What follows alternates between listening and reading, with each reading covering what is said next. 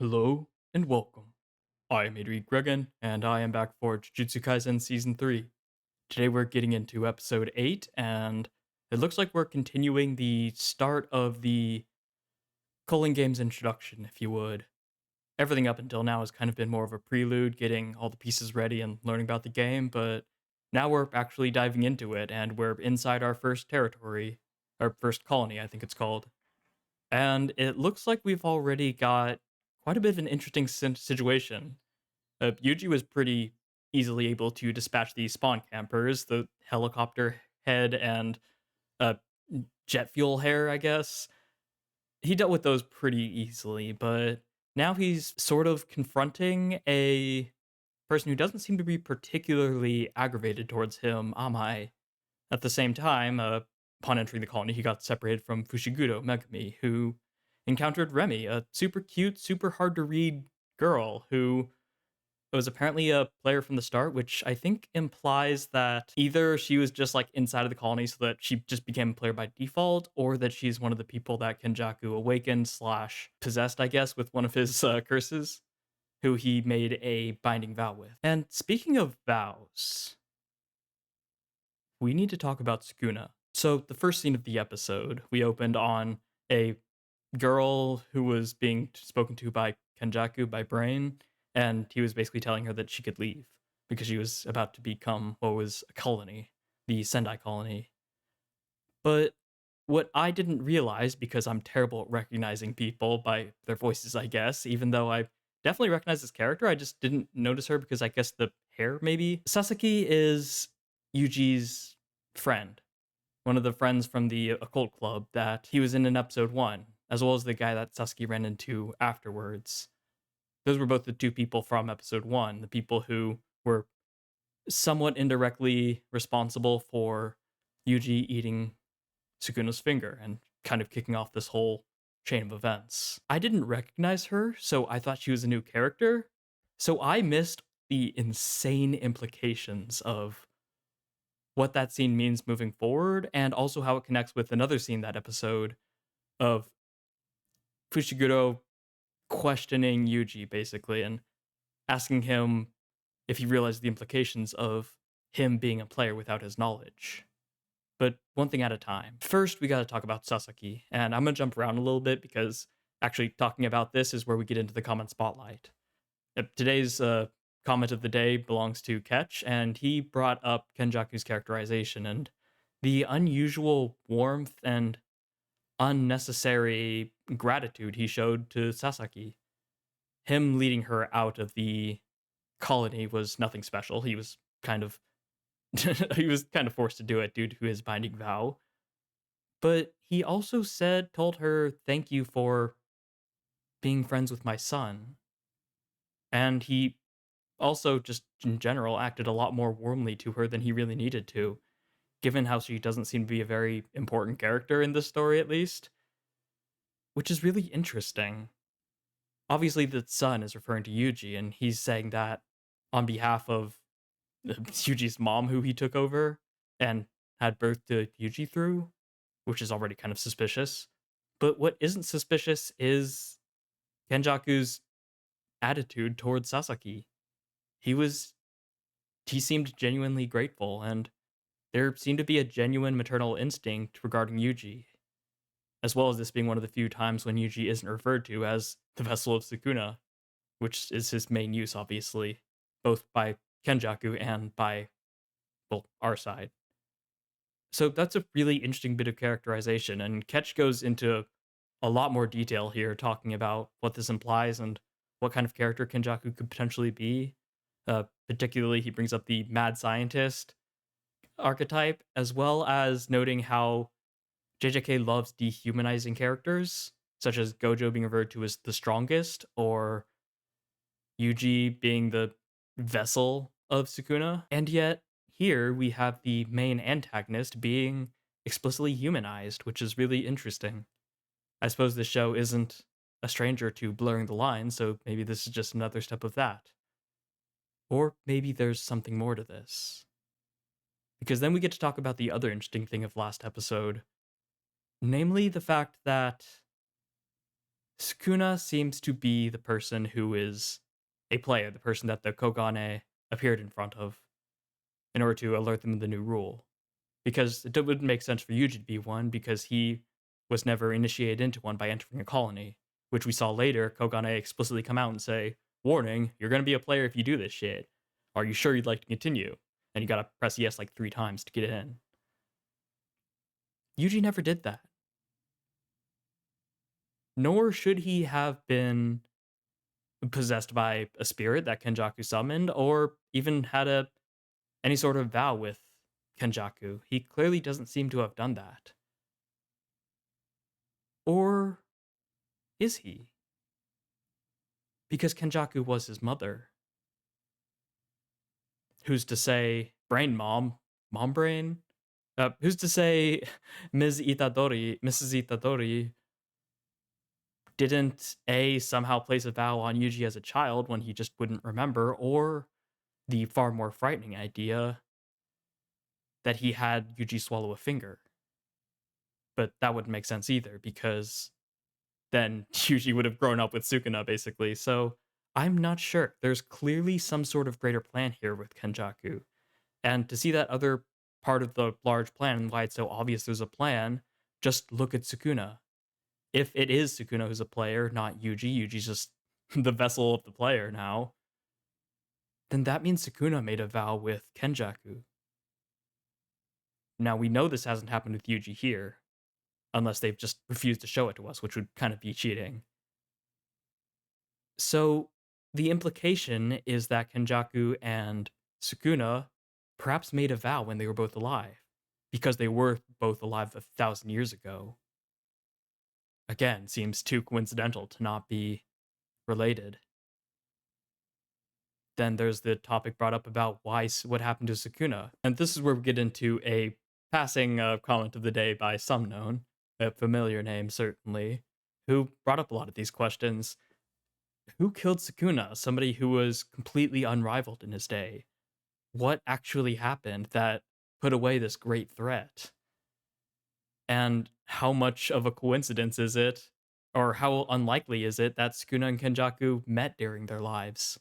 I think that's pretty highly likely, and all but certain because of one character we haven't seen since the end of last season, who's appeared both in front of Kenjaku and Sukuna in a subservient role. Where exactly is Uraume? Uraume clearly has deference to both of them, but only appears sparingly.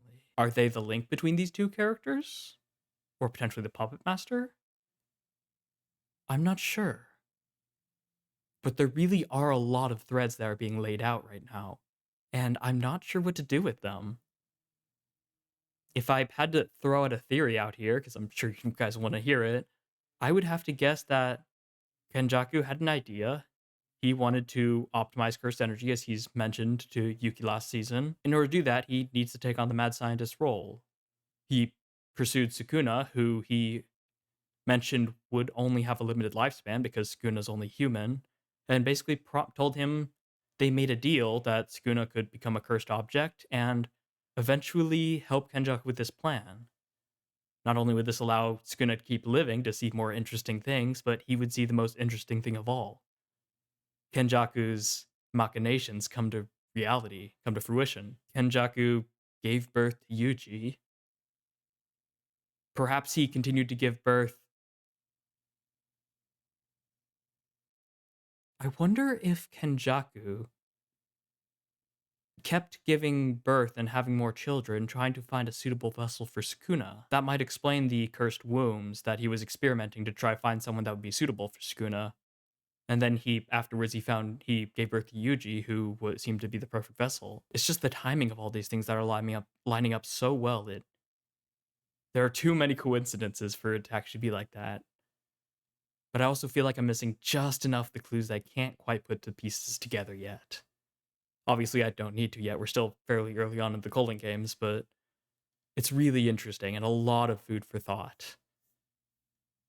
But of course, I don't want that whole topic about theory crafting to take away from the most important part about this comment of the day, the fact that Kenjaku is still a person, and even if he was just thanking Sasuke with like his fingers crossed behind his back or just smirking all the while because he's thanking her for getting Yuji to eat the Sukuna's finger, even if he's just thanking her for playing her roles upon perfectly, he thanked her nonetheless, which is not something he needed to do. And again, referring to Yuji as my son, Musuko, felt very familiar and maternal. And he is still, at the end of the day, a human, even though he's practically transcended it at this point. Or maybe stepped aside. I don't know if transcended is a fair word to use. So I want those two to be both the main takeaways of this pre-op prep. That there's clearly a lot going on. The pieces are starting to come together in my head. And also that Kenjaku is being humanized. He's showing sides to him that we don't often see. Which admittedly, we don't see a lot of sides to him because we haven't seen a whole lot of interactions with him, especially since revealing that he's actually Brain, not Geto. So I'm going to keep an eye out for both of those things as we move forward, and I'm looking forward to seeing what we have next. I think right now he is my favorite antagonist here, actually surpassing Mahito, so my expectations are high, and I'm sure Gege won't disappoint. And with that, we're going to get into the episode, but real quick before I start, the visuals and the audio are going to be slightly filtered and altered for copyright. If you want the unaltered version, it's going to be on Patreon for $2 a month. And for free, if you want to go on Patreon, you still get access to Discord, as well as you can see when new polls are going to come live. And yeah, you can look forward to that. So those are for free, but the reactions are going to be for $2. If you want to be featured in the next comment of the day, to leave your comment, obviously. I read every single one, and I really appreciate everyone building out these discussions and taking out the value of the show and even theory crafting a little bit. Though I'm probably going to be behind most of you right now for at least a little while longer. So yeah, check out any of those if you're interested, but I'm going to put that YouTuber housekeeping out of the side for now, and we are going to hop into Jujutsu Kaisen Season 3, Episode 8. And we are clearly starting immediately with the opening. Which does remind me, I had the idea last time that Remi and Amai may have been working together, and I still think there's a good chance of that. But the evidence I used was that those two were together with the two helicopter people in the opening as a group, and that's clearly not true. I think Remi was with 3 people we haven't met yet, so I'm not going to say those two aren't working together. It could just be one of them's lying, but those 4 are clearly not like a group, even in the opening, so I'm really curious how this arc is going to progress, and what exactly is Remi's deal? Because she fascinates me. God, the editing of this opening is so supreme. I'm so excited for when I eventually do a stream around it, going through the visuals and talking about what I love so much about it. Now you're running.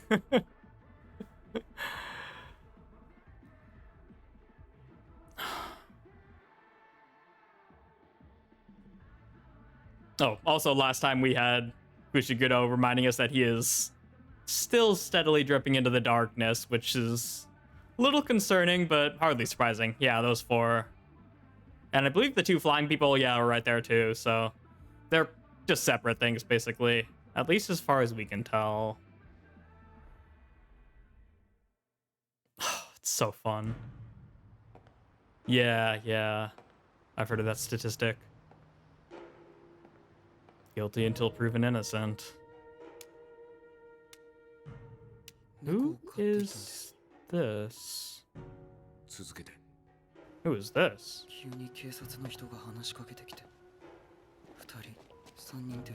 Whoa, the way they materialize out of the light. I'm gonna take care of them.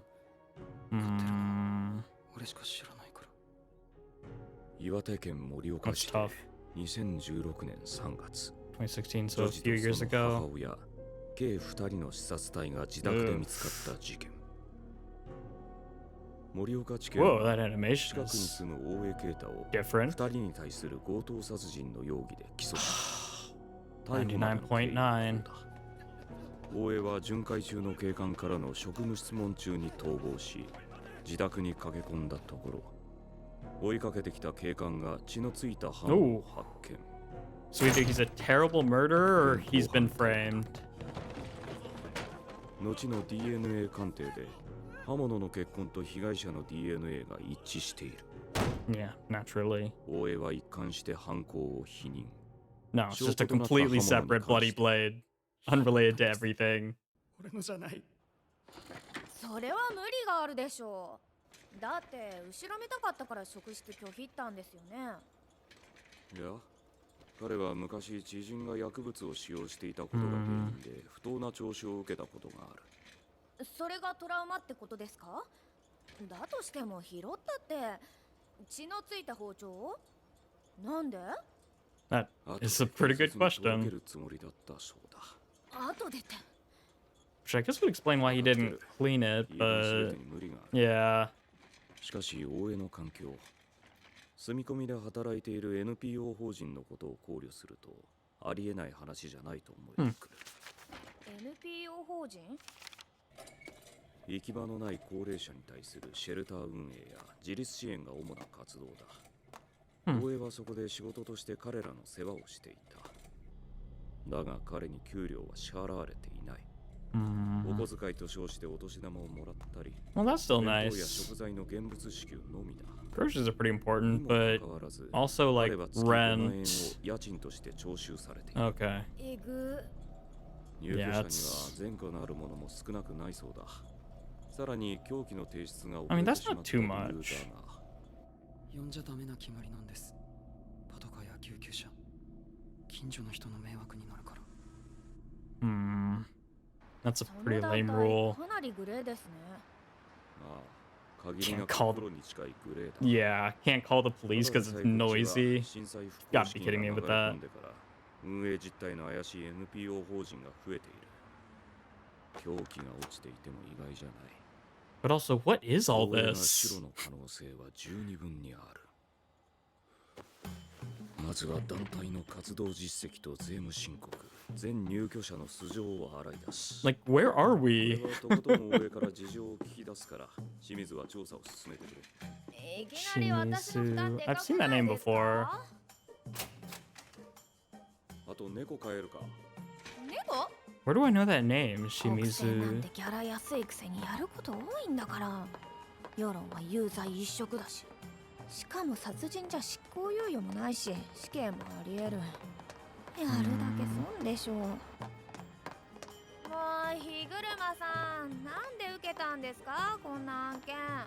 たまにはいいだろ。 Wait, 楽な that's 仕事ばかりじゃ腕が鈍る。 that's why たま we're にじゃ here? ないじゃん。たまにじゃないじゃん。思ったことが That's その really まま cute 出てるぞ。 face. 日車くんは相変わらずって He's Higuruma? ボス弁がお金に興味ないと大変だね。高木さんみたいに副業 He's killed innocent people. 言いませんけど、でも相変わらずって日車さんって昔からああなんですか？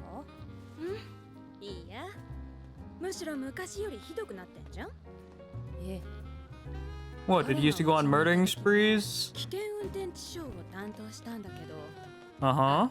飲酒運転ね。被告人は19歳で、飲酒も運転も職場の人たちに強要されたものだったの。でも関係者に口裏合わせられて示談金も用意できず、執行猶予も取れなかったんだよね。Okay. Oh, what? 嘘つき。無罪になるって言ったじゃないか。なんとか執行猶予つくようにするって言っただけで無罪になるなんて Better 言 than ってないよ nothing. ね。これで懲りたでしょ。もう無理筋の刑事弁護なんてやめなよ。 What is this 弱 guy's 者救済な deal? んてそりゃ立派だ Trying け to どさ、 save the weak. 裁判所と検察の理解もなしに私たちだけじゃ限界 Quite があるでしょ。 condescending of you to say. 依頼人に逆恨みされてまで続けることないよ。彼ら Oh, は those 経 are 済的に pretty. も精神的にも追い詰められています。私 They に need 当たるのも無理 somebody. もない。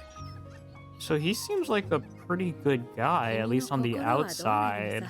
But what about the inside? 私は I don't like where this is going. Because this is like a few years ago, right? So we're getting the backstory for this character we haven't met yet. I'm getting very scared. I'm getting very scared. But is this like gonna be like a whole like half episode backstory? Don't tell me it's gonna be the full episode. What? 本当に勝っちゃった。 You can do that? まだだ。 I guess there's .01. すぐ控訴してくる。 Yeah. How in the world did you do that? Oh, and people are pissed. Oh my god. 盗まれたものが大江さんの部屋に見当たらなかったこと。NPO 内に犯行直後から行方不明になってる人がいたこと。あとは、遺体から想定した犯行時刻にコンビニの防犯カメラに大江さんが映ってるのが大きかったですね。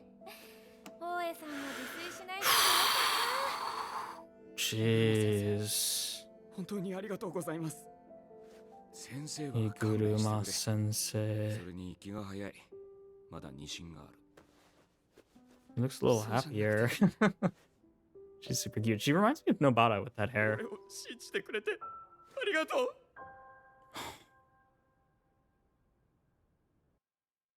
What is your deal, man? Oh, fuck. 限られた予算と人数で動かなければならない弁護側に対し、 Why does his voice get all 検 distorted? 察 Is は that 税金 just と my マンパワー audio? を Or is 投 that? 入して証拠を上げる。それはいい。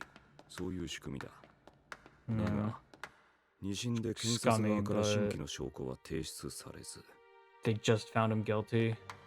行方不明者の犯行と疑う理由はないと無茶な事実認定が下され、判決が覆った。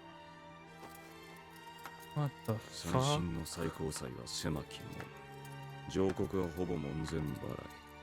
まともに審理されることすら難しい。 God, what kind of guest animator did they get for this? Or an animated director? Yeah. Welcome to the system. なぜ私をその目で見る。君の You said I 心 was はど good うな to るのさ、 go. 日車くん。私は弱者救済など掲げてはいません。昔から自分がおかしいと感じたことを放っておけない性分でした。それが治っていないだけです。正義の女神は法の下の平等のために目を塞ぎ、人々は保 Goddess 身 of のためなら justice. あらゆることに目をつむる。そんな中、すがりついてきた手を振り払わないように。 Sense of duty. 私だけは That makes you a good lawyer. Not wanting to turn your eyes away from the この判決に不服 gumminess of it all. 本日を含めて15日以内に上告申立書を提出してください。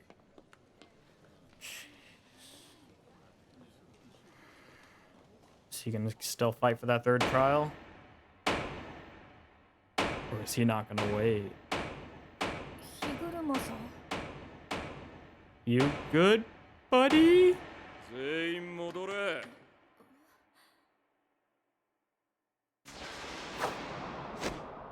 やり直しだ。 Yari naoshi. 日車 Hiromi Higuruma. 池袋にいる。新宿。虎杖も向かってるといいが。 No, you guys are probably going in opposite directions. Should have looked up where those two places are. I know where Shinjuku is, but I don't know where Ikeburo is. いつになったらあの子は Who are 次 you? のカモを連れてきてくれるのかな。 It is bait. I figured. Okay, now where are we? 違う違う。全然なってね。 Getting whiplash from this. なんすか。こうだよこう。何黙ってんだよ。ヘラヘラ笑ってりゃいいんだよ。Hmm. ああ、言わんこっちゃねえ。言ってねえけど。 Yeah. なんでわかんねえんだよ。バカなのか。 Samai, right? こいつらは勉強も運動もパッとしねえけど、プライドだけは高いんだ。その辺傷つけねえようにヘラヘラ調子合わせてりゃいいんだよ。 Match their vibe. Seems like something you're pretty good at そうすれば他の doing. 連中に的にされることもない。たま As には long 美 as 味しい思い you're もでき a る。 survivor, right? やめろよ。 Oh, バカがもう一人。 that was あの Yuji. 学ランに支柱厨房かよ。タメ口だったな。そんな君に。 Yeah. So that's how we knew him. Not just from the rumors. Oh my god, this, like, carousel music. 暴力反対 That's a great battle. That's a great battle cry. Say no to violence as he swings a metal beam. But of course, Yuji doesn't need any of that. He's superhuman, even before Sukuna. Which again doesn't feel coincidental. Dean Amai and Yuji 池袋を通って Tadori. 新宿に向かうつもりならやめろ。この辺は物資が豊富だ。プレイヤーとの遭遇率が上がる。ここを通る理由は2つ。道が分かりやすい。近くに私の拠点がある。 Base. シャワーくらい浴びさせて。 I mean, I can't believe anything you're saying, but 火車はここの劇場を拠点にしてる。移動してなければだけど。 unless it's Higuruma who's told them different stories. ありがと But it seems to me like う。何？ Amai might be telling the マジで行 truth. くのか。仲間と合流 It's したい probably ところだ Remy けど who's lying. 急ぎだからな。俺は火車に会ったことないけど、あの幅さんが一度コテンパンにやられたんだ。じゃあ大丈夫。鳥頭に勝った俺も逃げるくらいはできるってことだろ？ Okay, so what has happened to... Well, いいえ、 what has happened to Higuruma since 言うんだ then? 俺。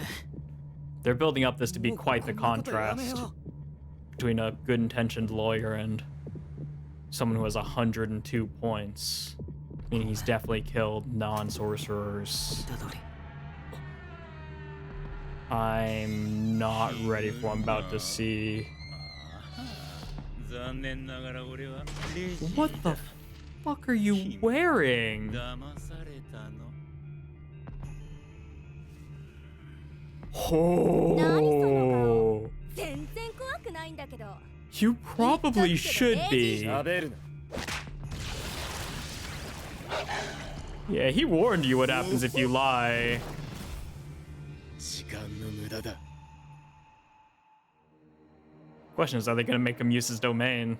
Which we haven't really seen since the end of season 1. Oh, there he is. Still got the green tie.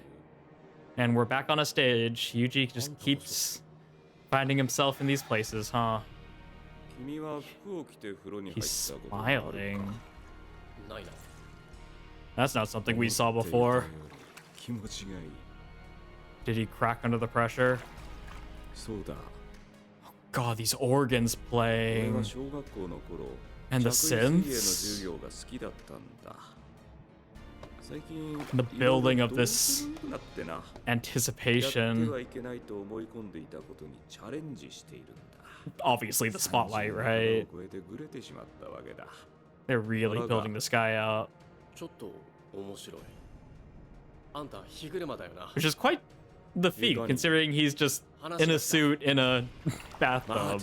It's incredible they're still building up this tension despite the circumstances. 俺と話すと30分弁護士だ。 5000円の相談料が発生するぞ。冗談だ。ちょっと嫌な弁護士を演じてみたくてな。I don't like the way he's laughing. さっきからこい Makes me つ。 very あ uncomfortable. んた100点持ってるよな。 Sakikara, indeed, this whole time something's just been 熟した過去 very の off. 術師じゃない。術式が開花した現代の術師だ。話が Yeah, 通 we じる。 kind of saw 交渉 when. の余地がある。But something is clearly off in his head. もういいよ、わかったから。その式神相当だ。君強いでしょう。弱けりゃかもって殺して終わりなんだけどね。いいよ君、仲間になろう。何それ聞いてないんだけど。I think you're in trouble if those two start working together because Megumi's still gonna want his just desserts. 儀式だろ。結界内のプレイヤーたちの呪力を利用して。God, this track is incredible. 人ならざる者へ変えるための天元様のことは伏せておくか。 Only reveal what you have to. Oh, he knows about Kenjaku. Is he a spirit? Yeah.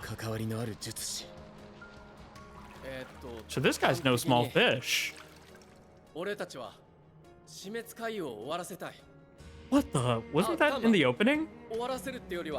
殺し合いの強制を無効にしたい。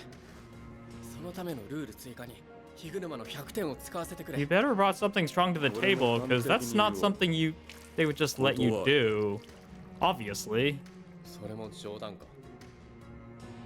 There's literally nothing in it for me.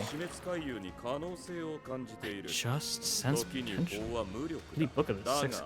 死滅回遊のルールはどうだ。俺に与えられた力が本物ならば。 Is he trying to correct justice using the curse? おそらくブラフだ。何？いや、ブラフというより2番手3番手のプランだと思う。根拠は3つ。プレイヤーの数、プレイヤーの実力さ、結界のルール。約1000人のプレイヤーが10のコロニーに均等に振り分けられたとして、各コロニーに100人だ。だが、プレイヤー、術師の中には、カシモやヒグルマのように、この2人だけですでに60人の術師が間引かれた。So he's killed 20, which means he's killed 2 non-sorcerers. 早い段階で強者だけが残り、死滅回遊が膠着すると。As tends to happen. 感じていた。結界内が静かすぎると。すでにさ、少なくともここ東京第一はね、加えてコロニーに侵入した際の転送、人を散らす目的もあるんだろうが、一番は現代人術師の早期二次覚醒を促すためだろう。Early second awakening. 死ぬやつもいる。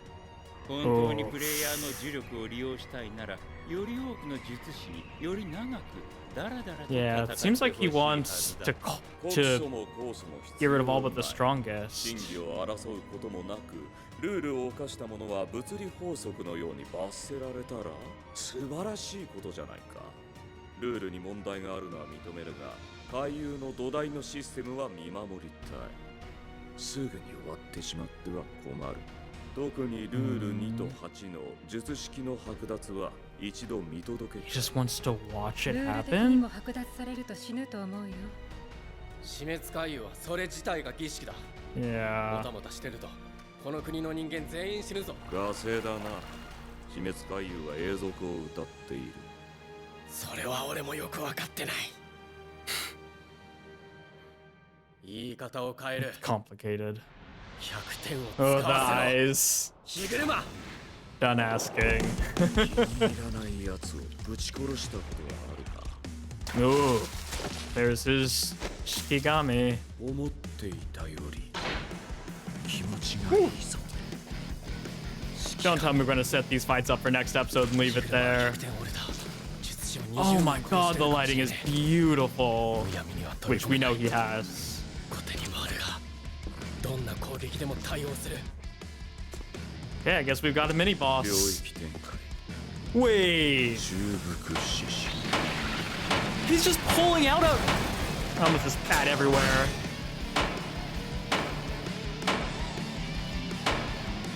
He just pulled out a domain like it's a Pokemon card. ルールの永続のような建前は本当の計画の隠れ身の。これは確信だ。 強者だけが残った回遊に Oh, hey, there's a bomb in the opening. 爆弾を落とし、 Oh. 死滅回遊は役割を終える。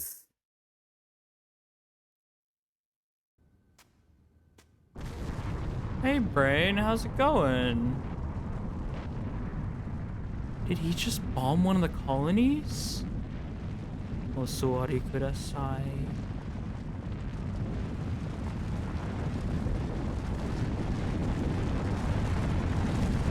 The rumbling. That's Fiend, right?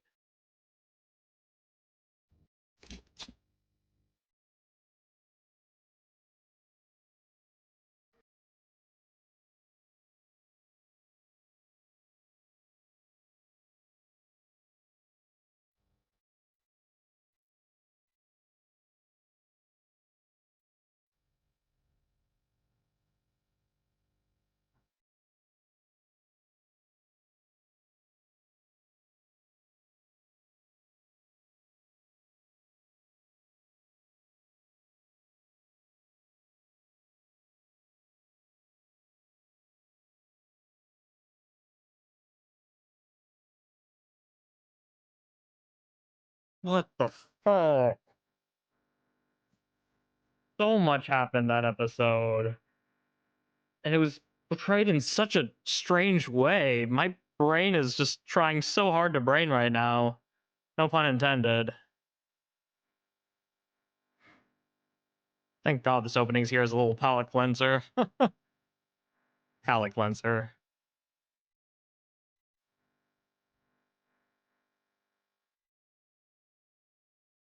No, but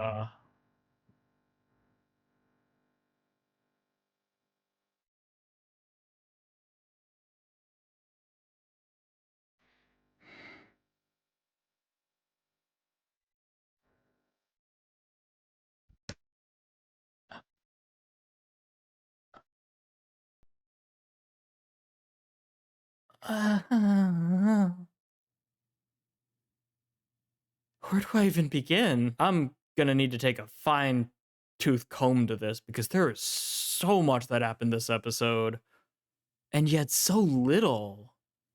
We start the episode with this weirdly well, we start the episode with the opening, which doesn't happen very much. Apparently the bomb in the opening is literal, and then we start this incredibly long extended flashback sequence for a character we haven't met yet, starting with this guy who owned a cat who no one knows where it is, so it's gonna die, blah blah blah. And I mean, the real most important part about all this is obviously the fact that, well, as we're about to reveal, this is like Shimizu, who I swear that name sounds familiar, but I don't know if it's from the show. And then the reveal that this is Higuruma, the person we've been looking for, who's killed, as we now know, 20 sorcerers and 2 non-sorcerers. I really hope that's just an umbrella term and that doesn't mean they were just innocent civilians. Maybe collateral damage. But this whole like start of the episode is just so off. It just came out of nowhere, and this character we haven't even met before. So when you realize what his name is, defense lawyers have to work with limited budgets and manpower. Prosecutors can pour manpower and taxpayer money digging up evidence. But they didn't even submit new evidence. Their absurd claim there's no reason to suspect the missing person of the crime. They overturned the verdict, even though he clearly had an alibi. Yeah, that sounds legit. And oh my god, there's so many shots and so much interesting animation this episode. I'm not an expert on it though, so I'm not going to comment too much on it. I want to appreciate it. The goddess of justice blinds her sight to maintain fairness under the law. People turn a blind eye to all kinds of things to protect themselves.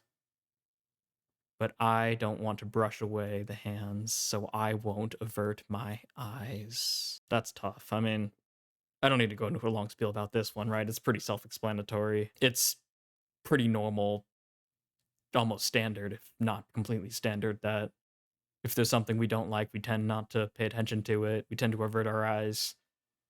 And you could say that's lazy or avoiding responsibility, but you could also say it's the only way to exist in this world. I mean, if you kept your eyes open and lived in like Chicago and you looked at every single homeless person and gave them your empathy every single day, you're going to become exhausted in no time. especially if you don't have power to change something. So it's easy to judge them for turning a blind eye, but it's self-destructive not to at the end of the day. Submit your final appeal in 15 days. No, my appeal is now. So we learned that one of them is telling the truth, one of them is lying. I mean, looking at their faces, one of them clearly isn't quite telling the truth. Amai, you just can't tell what he's thinking. But to aid this, we get to see this backstory and get to learn more about Amai as somebody who sort of judged people, but also like gave them guidance from a distance. Like, you really should be doing this. He's like providing background commentary for these people for what would be best. He's the kind of guy you don't really want to sit and watch a movie with because you know he's just going to be judging all the characters and hopefully in his mind. But I mean, yeah, what he's saying makes enough sense. I love this. He runs off screen. And then they have their little tussle, and then he comes flying back with the same in the same shot. Or an identical shot, I should say. And yeah, Yuji beats him up because, of course, they both leave them to their own areas, and they don't seem to be connected at all. But she deceived you. I warned you what would happen. I'm not frightened at all. Not right now, you're not. But Megumi is no Yuji. I love that sparkle of light that's in one singular spot. I mean, obviously it's the lowest part is his hips, but it's just the way it looks. Just, God, it's so unsettling, right?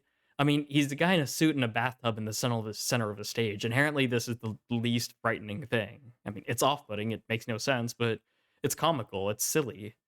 And yet the way that the music like slowly builds up, and this track is incredible. I need to look it up afterwards. And the way that this is all coming together, the fact that we started with the flashback, and then we came to the present, and then we went into Amai's flashback, and then we went here.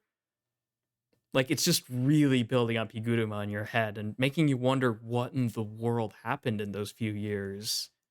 His, like, completely fake laugh here, there's something so off-putting about it. And then here we get Megumi learning more sprinkled hints about the culling game. It's fair to the other side is a story we've been told. Not gonna say about Tengen. And then this guy just brings up Kenjaku like nobody's business. Like, it's no big deal, even though it's basically saying his true name, which is crazy. This is, I think, a shot in the opening. Stop it. I sense potential. And then less of a bluff and more plan B or C. The number of players, the strength gap, and the rules. The problem with the number is that this can't just be a means of gathering energy, otherwise he would just have the people. This isn't a Holy Grail war. You don't gain the power by killing people. These people are already alive. So it seems Kenjaku's more interested in getting the strongest players and weeding out the weak, which makes sense. It's the culling games, right? You're culling the weak and leaving the strongest ones. There's probably one of them in each. The culling game will reach a stalemate, because it kind of has, and now they're just spawn camping. On top of that, there's a teleportation, which spreads them out, but it also kills a lot of people. And an early Second Awakening, presumably, like, if you suddenly find yourself falling from the sky, then your adrenaline will reach and hopefully you'll awaken, I guess. But it seems like a lot of people are just dying from it, because not everyone has a technique built to survive it, right? Basically, nobody has Yuji's body. He was really trying to use the curse energy. He would want the greatest number to fight for the longest time. That's clearly not happening. Otherwise, you'd organize them by strength, right? You'd have all the strongest people in one colony, all the weakest people in another, and organize them by strength so that they're fighting equal people, so that they're fighting for longer. But it seems evenly spread out in the other way, where there's an incredibly strong person at least in each colony. Here there seems to be two, though. This guy seems pretty powerful. I don't know if he's a Higuruma, but what if people who broke the rules were punished by physics without any need for indictments, prosecutions, or arguments? If only we didn't have to take human errors into consideration. I want to watch over the system serving as a basis for the game. So Higuruma is kind of conflating the idea of if the laws of nature took over our legal system, and equating the culling game, which kind of runs itself, as not run by people. And it seems like he's finding a beauty in that.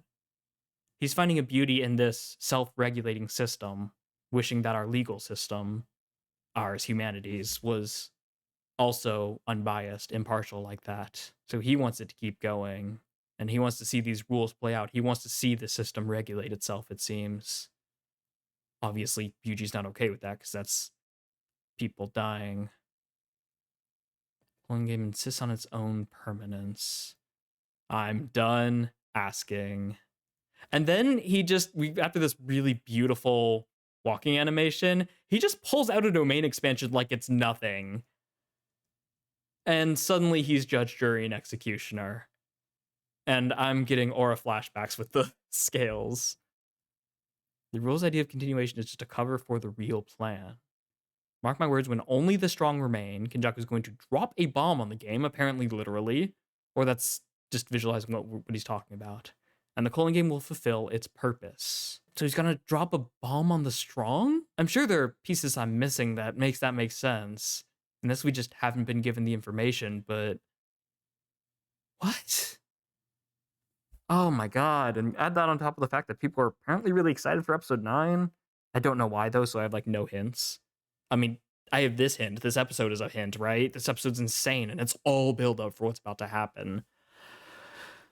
And we're reaching like the 4th quarter of the season, so I am overstimulated.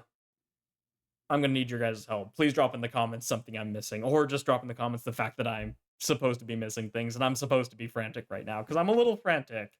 You may have noticed there's not a whole lot of me like discussing like theology, like philosophy and stuff, because I'm overstimulated, okay? This is the 3rd reaction I've done this week. I'm moving way too fast. Remember when I used to do daily uploads? I swear I'll come back to that.